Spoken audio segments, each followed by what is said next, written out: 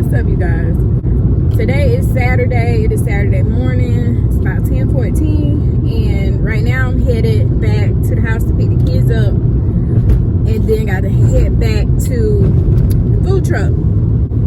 Today we are selling on the truck at a festival we're having down here in Bennettsville. Birds. We're having in Bennettsville, so a lot of food trucks out there. So of course we're going to show you guys I guess some of the scenery if we can, to be honest.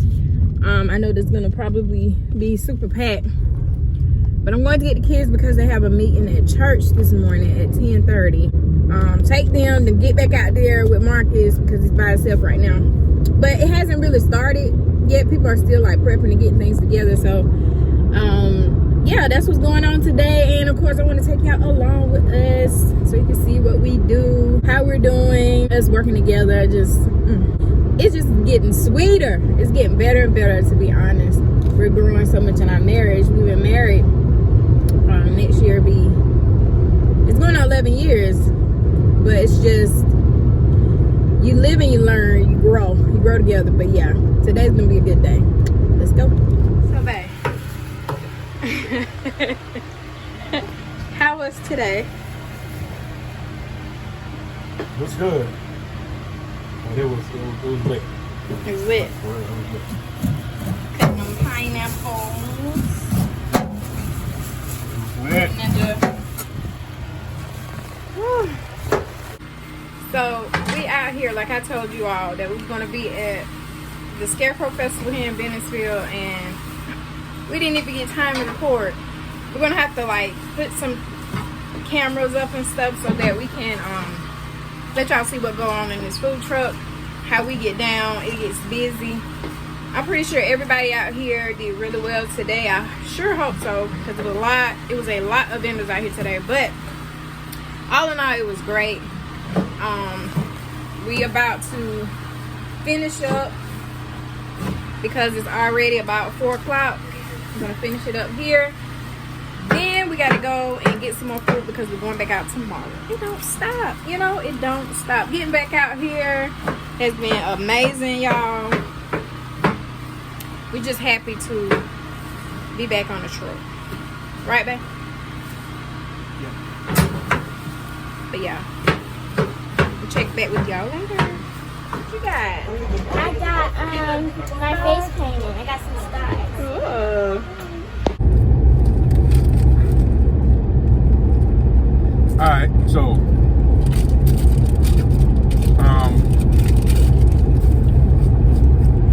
we're on our way to go stock up for tomorrow. But we want to talk about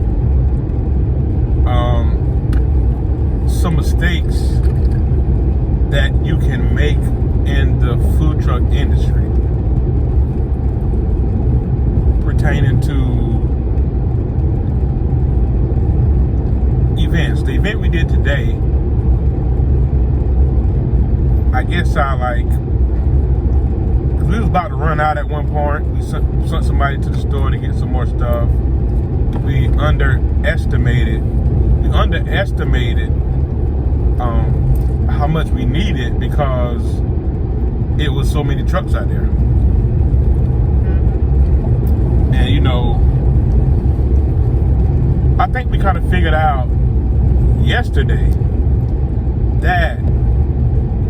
Thursday about the niche.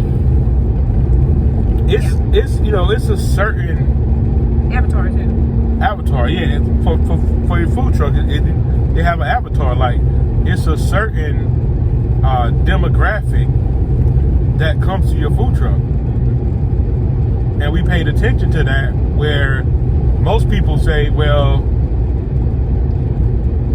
it's 5 dessert trucks out here. I don't want to be a part of that event. When, you know, we parked beside a dessert truck that has not kind of similar items to us, but it's a different demographic. Like, everybody, like, no food truck is going to take away from the other food truck. I mean, of course, we know about like market share. As far as market share goes, yeah, like you may cut into the funds a little bit, but not much, because we've seen that we have an older crowd. Majority is an older crowd. Like, we hardly ever get 25 and under, like kids or children, or we don't get teenagers. Not really teenagers much, but a lot of our crowd is a little bit older. Yeah. It's an old crowd. And if you do have kids, they be like little kids that be, you know, every now and then that want some fruit, but like we just now started really paying attention to our avatar, our demographic, knowing who your avatar is, or your demographic. That's an important thing to know, right? Yeah. So we can talk more into that. Yeah, because explain, like, what is avatar? Why should you know what your avatar is when operating?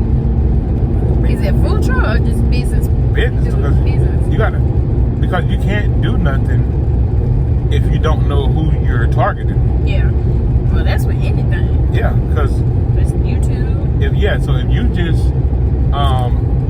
you just go out and be like, I'm gonna start this business and I'm gonna see who picks up on it or who gravitates to it.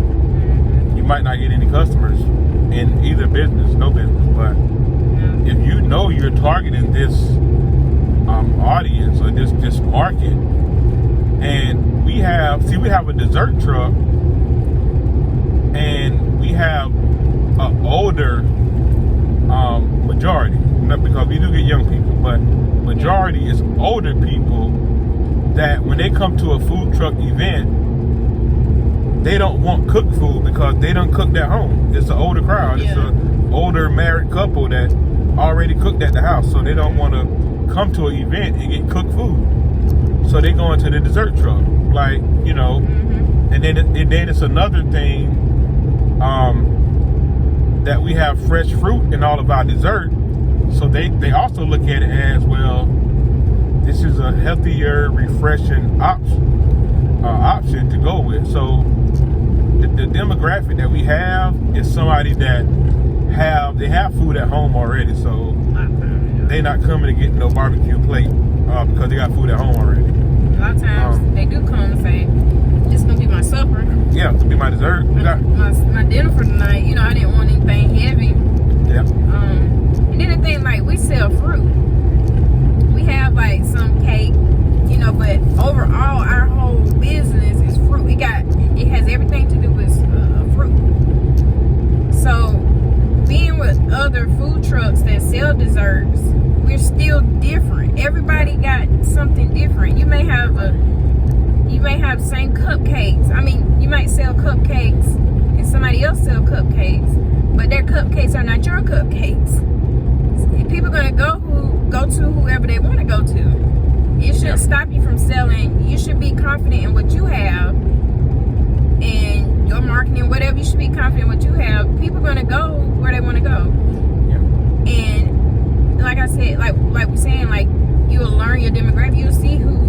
You'll see like what type of people, or, you know, the age range of the most people that'll come to your business. But Yeah. you know, knowing who your avatar is, knowing how you target, I think maybe that plays a part in like pricing and things like that too. Yeah. And then you got to think about it. A lot of younger people don't want to pay a certain amount of money for no food, Yeah. you know. And you got to think about it. When we did cups, whenever we were doing cups with the holes in the top, and the majority of our customers, they wanted us to do trays because they come buy from us, go put it in a refrigerator, and take it to work for lunch the next day. Yeah. So it's like an older crowd that work that not going to eat it right now. So we don't have we can't have like the containers to just put fruit in with no top on it because they don't even eat it right now. Okay. Someone be like, well, I'll come back later and get it before I go. Yeah. Because they're going to take it home with them. Oh yeah, like take the work next day. Yeah. Okay. I say that's why I was saying, like, as far as like knowing who your avatar is, knowing who your demographic, who you're targeting, who you want to target, or if you're selling something and you notice who's been gravitating towards you. But if you're going into a business and you want it for a certain crowd or something, say like ice cream and things like that, like, you know, ice cream is not going to be a whole lot, and it's going to be mainly a lot of kids.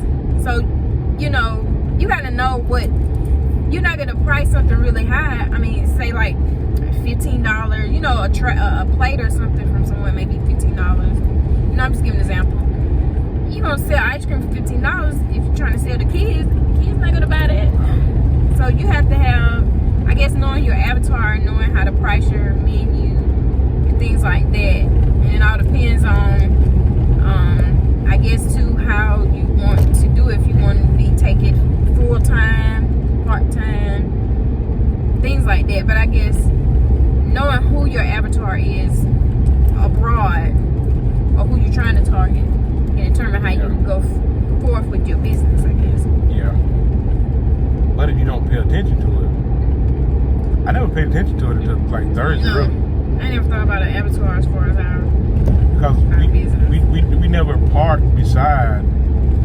I don't think we ever really like, not like event, but just out.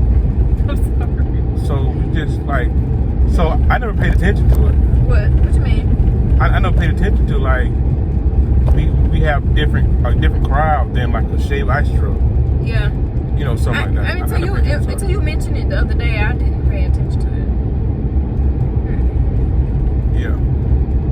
We have a different crowd than what they got going on. I know.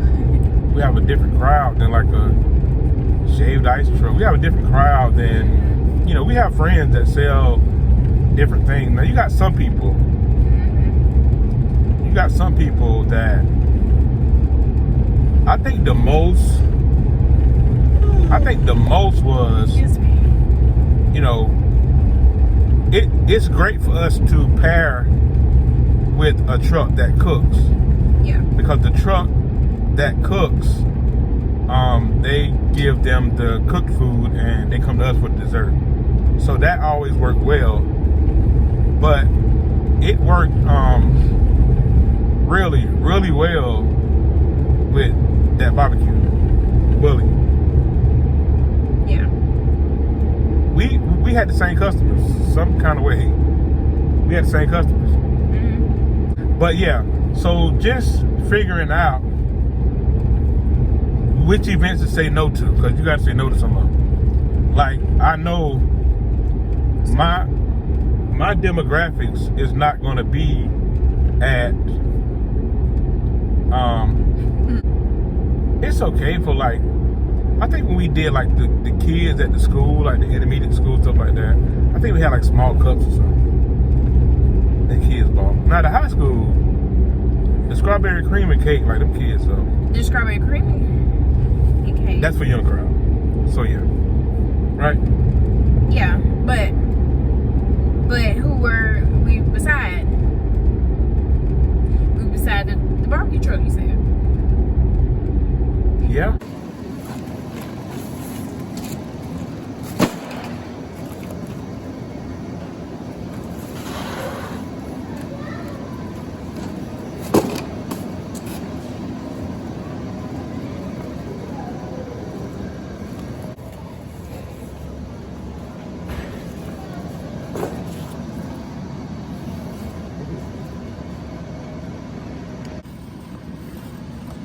All right, so yeah, make sure you study your avatar, your demographics for your business. Just make sure you don't take any chances of risking any loss in your business. Peace.